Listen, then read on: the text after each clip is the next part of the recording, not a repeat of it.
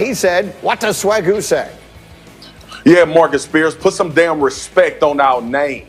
We the Buffalo Bills, the second best team in the AFC. And I know Jay-Z and Alicia Keys didn't make a song about our city, but damn it, we here. And we ready to ball, and we gonna kick the door in the playoffs and make some noise. We got this dude, Josh Allen, and on defense, we actually not giving up that much. We beat everybody's lovely Steelers as well when nobody gave us a chance. I feel you, Levi. I know you talking to me. I accept that, and I understand that Buffalo is not the place everybody talk about, so I respect it, bro.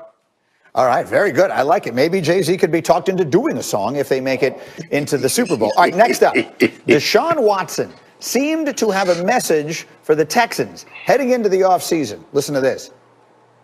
Just charge it to the game, honestly, and learn from it. Take 2020 and take every step that I've been through through this season. Me as an individual, but us as an organization also. And just learn from it and grow from it. That's all we can do. So it's going to be, last 3 weeks is going to be fun, of course, and try to make it fun as possible and get these W's and compete. And once the offseason hit, just things that got to happen. So that's what Deshaun said. What does Swagoo say? Gee, I love Swagoo says because the literal meaning of charge it to the game that Deshaun Watson was talking about is, I want to punch everybody in the face that got me in this situation.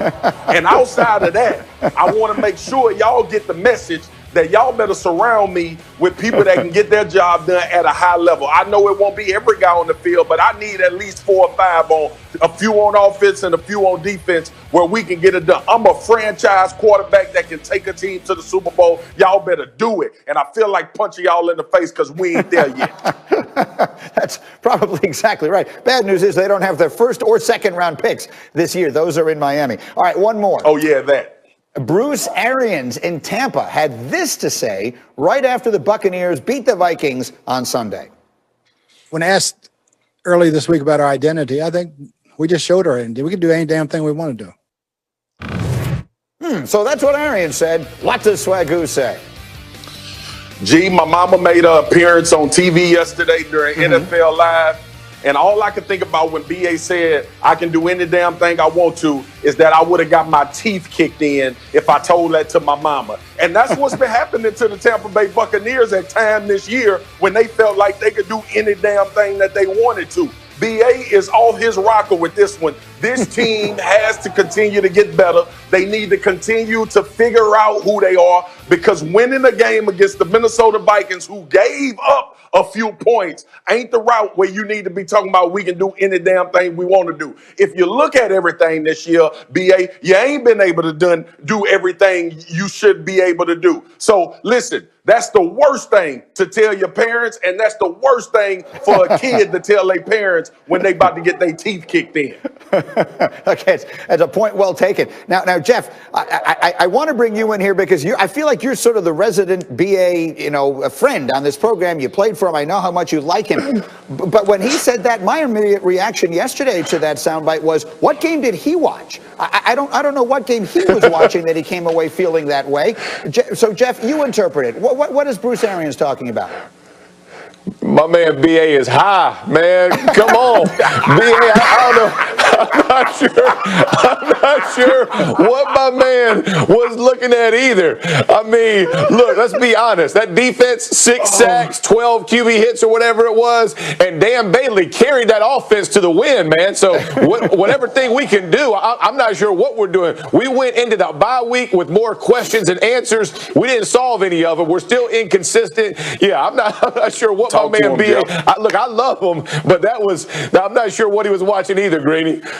So Dan Graziano, you were watching that game. It was hold on one second. It was Graz's game. Let me just get a sense from you because sometimes you hear 6 seconds of what a coach says and it isn't fully representative of the tone that he had after the game. How about in this case? No, it was representative. That's what he was trying to do. I was thinking, did he watch the game twice and think they scored 52 instead of 26? Because look, I mean, I was thinking about parents and kids like Swagoo was, right? Like, it's like a kid brings back a math test and it's a B minus, and the parents are going nuts. Like, hey, there's nothing wrong with a B minus, but you're not going to hang it on the refrigerator. I mean, there's work to do there. They gave up 70 rushing yards to Dalvin Cook in the first quarter, and the whole game is different if right. Dan Bailey can make a kick. So I don't know. Look, maybe he's putting a brave public face on it, and then behind the scenes he's telling them what they need to do to get better, but they need to do some stuff to get better. They're middle of the pack on offense. They ran for 106 yards in that game.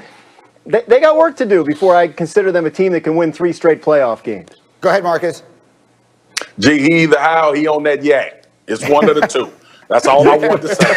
that was raised yesterday. But Jeff, let me come back to you quickly, because you have been one who has been following that team so closely this year, and there are so many parallels with Brady at this stage of his career, I think, to Peyton Manning, whom you played with for so long. Did you see things in that offense that make you say a month from now they're going to be great?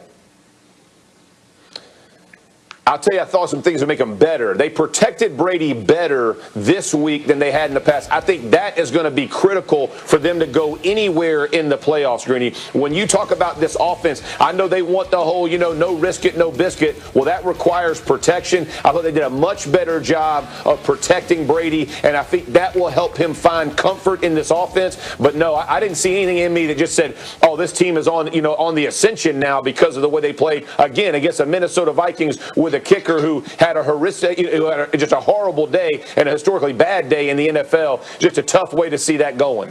All right, we will leave that there for the moment. More as we go. Meanwhile, let me run the floor, because you know what's coming up? The NBA season is less than a week away, and let's run the floor through some preseason action last night in there's Giannis. 24 points in 27 minutes last night.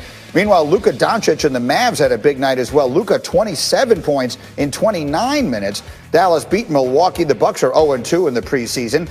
Elsewhere, Zion Williamson playing big minutes last night. If you know the history, you know that's a very big deal. He had 26 points and 11 boards, playing more than 33 minutes last night. It was the third most minutes he has played in an NBA game.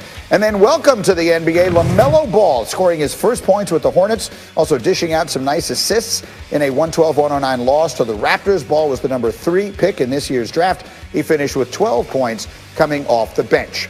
And we have an enormous sports weekend coming your way, and here comes the lineup Saturday on ABC, the Big 12 championship game.